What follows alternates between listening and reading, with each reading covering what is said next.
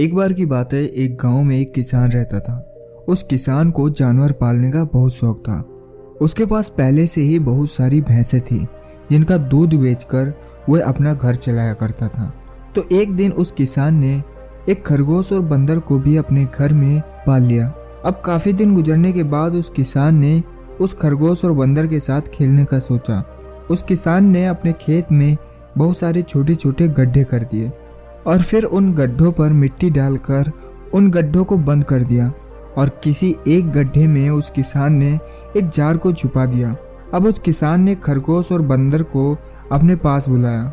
अब उस किसान ने खरगोश और बंदर को उस जार को ढूंढने के लिए कहा।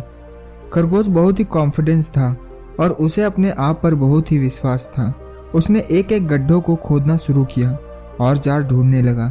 लेकिन बंदर जो था वो बहुत ही निगेटिव और आलसी था। उसने सोचा कि खेत में इतने सारे गड्ढे हैं और वह जार किसी एक गड्ढे में है, तो इतना कौन ढूंढेगा। वह बंदर ये सोचकर एक गड्ढे के ऊपर जाकर सो गया। अब उधर से खरगोश अपनी पूरी मेहनत से जार ढूंढ रहा था।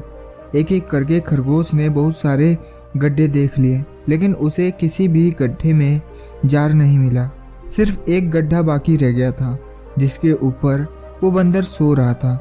अब खरगोश बंदर के पास जाता है और उसे उस गड्ढे पर से उठने के लिए कहता है। जैसे ही बंदर उस गड्ढे से उठता है, खरगोश गड्ढा खोदकर जार को बाहर निकाल लेता है और अपने मालिक को ले जाकर दे देता है।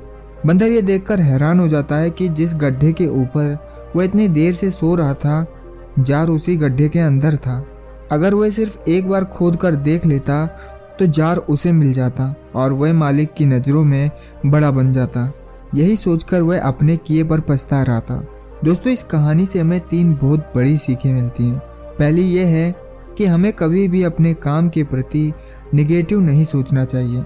जैसे उस बंदर ने सोचा कि इतने सारे गड्ढे हैं और जार किस गड्ढे में है पता नहीं। यही सोचकर उसने उस काम को अपने लिए बड़ा मान लिया था।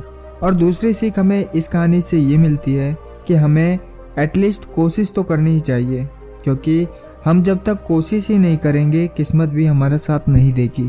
अगर वो बंदर जिस गड्ढे पर सो रहा था वहाँ से ही जार को ढूंढना शुरू कर देता तो उसे जार मिल जाता, लेकिन उसने कोशिश ही नहीं की। और तीसरी सीख हमें ये मिलती है इस कहानी से कि हमें जल्दी हार नहीं माननी चाहिए। अब हमें नहीं पता कि हमें अपने काम में कौन से साल में कामयाबी मिलेगी।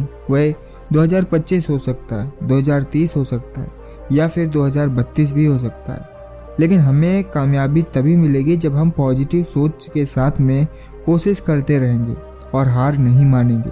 तो दोस्तों, इस कहानी में बस इतना ही, लेकिन इस कहानी से आपको क्या सीख मिली वो आप मुझे कमेंट में ज़रूर से बताना। और अगर अभी तक आपने हमारे चैनल को सब्सक्राइब नहीं किया तो इसको जल्दी से जल्दी सब्सक्राइब कर दें, क्योंकि ऐसे ही और इंटरेस्टिंग और सीख से भरी कहानियाँ आपको हमारे चैनल पर मिलती रहेंगी। इसी के साथ मैं मिलता हूँ आपसे एक और नई वीडियो के साथ में।